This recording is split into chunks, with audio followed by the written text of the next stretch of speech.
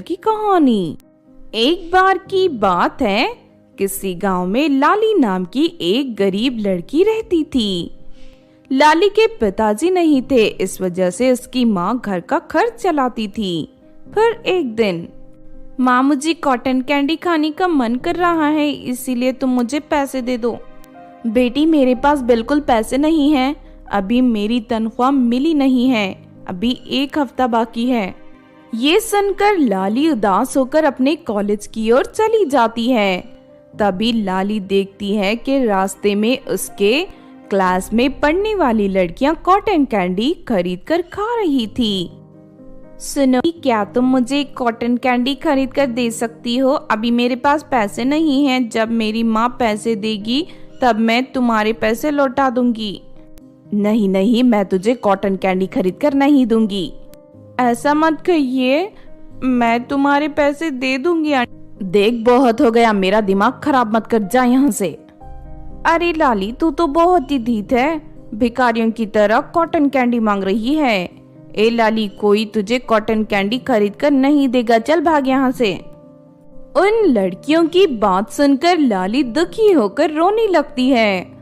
उस दिन लाली कॉलेज नहीं जाती और सारा दिन दुखी होकर फुटपाथ पर बैठकर रोने लगती है। तभी लाली के पास एक औरत आती है। सुनो बेटी, मैं जानती हूँ तुम्हें कॉटन कैंडी खाना है, तुम मेरे साथ मेरे घर चलो, मैं तुम्हें ढेर सारे कॉटन कैंडी खिलाऊंगी। उस औरत की बात सुनकर लाली खुश हो जाती है और उसके साथ उसके घर चली जाती है। वो औरत लाली को ढेर सारी कॉटन कैंडी देती है।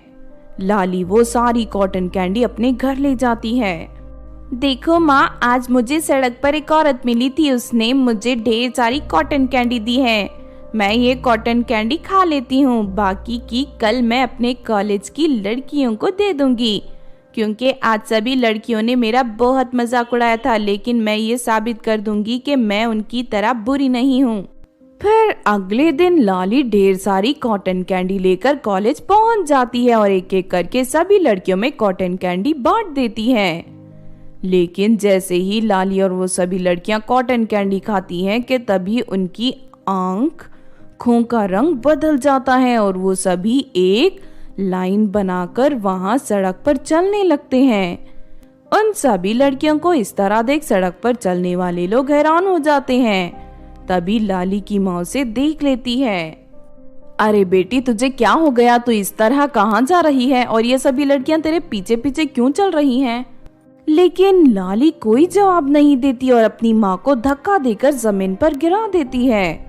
उसके बाद वो सभी लड़कियां लाली के पीछे पीछे जंगल की ओर निकल पड़ते हैं। लगता है इन सभी पर किसी ने काला जादू किया है। मुझे फौरन गांव के तांत्रिक के पास जाना होगा और उसे सब कुछ बताना होगा। इतना कहकर लाली की माँ तांत्रिक के पास जाकर उसे सब कुछ बता देती है।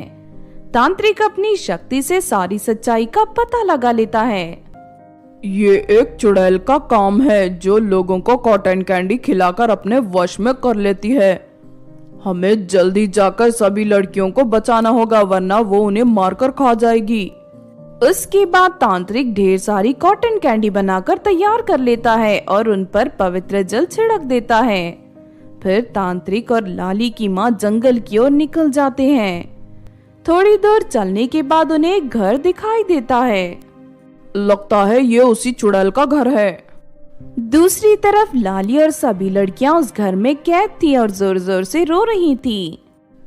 मैं तुम्हें एक अच्छी औरत समझ रही थी, लेकिन तुमने हमें वश में करके यहाँ कैद कर लिया। आखिर तुम क्या चाहती हो? लाली के इतना कहते ही वो चुड़ैल के रूप में आ जाती है। मैं कोई औरत नहीं हूँ, इंसानों को खाने वाली एक बुरी चुड़ैल हूँ। अब मैं तुम सबके शरीर के छोटे छोटे टुकड़े करूंगी और उसके बाद सब्जी बनाकर खा लूंगी। इतना कहकर चुड़ैल कुछ सामान लेने वहां से चली जाती है। तभी तांत्रिक और लाली की माँ कमरे में दाखिल हो जाते हैं। तांत्रिक फौरन सभी लड़कियों को आजाद कर देता है। तभी चुड़ैल ये सब देख लेती है और गुस्से में तांत्रिक को मारने के लिए आगे बढ़ती है। लेकिन तभी मंत्र पढ़कर तांत्रिक चुड़ैल को एक जाल में कैद कर देता है। तांत्रिक, मुझे इस जाल से आजाद कर दे वरना मैं तुझे मार कर खा जाऊंगी। तू मुझे नहीं मार सकती, चल मरने के लिए तैयार हो जा। इतना कहकर तांत्रिक अपनी साथ लाई हुई कॉटन कैंडी जबरदस्ती उस चुड़ैल के मुंह में ठूसकर उसे खिलाने लगता है और कॉटन कैंडियों को खाते ही चुड़ैल बेहोश हो जाती है। उसके बाद तांत्रिक जाल में कैद चुड़ैल को उठाकर एक समुंदर के किनारे ले जाता है और उसके साथ एक बड़ा सा पत्थर बांधकर उसे समुंदर में फेंक देता है। उसके बाद चुड़ैल समुंदर में ही डूबकर मर जाती है। तो आपने देखा दोस्तों कॉटन कैंडी वाली चुड़ैल की कहानी। इस कहानी से हमें ये सीख मिलती है कि बुराई ज्यादा दिनों की मेहमान नहीं होती। एक ना एक दिन अच्छाई के हाथों उसका अंत होना जरूर होता है। अगर ये कहानी आपको अच्छी लगी हो तो जरूर लाइक करें और हमारे चैनल छोटू टीवी को सब्सक्राइब भी कर लें।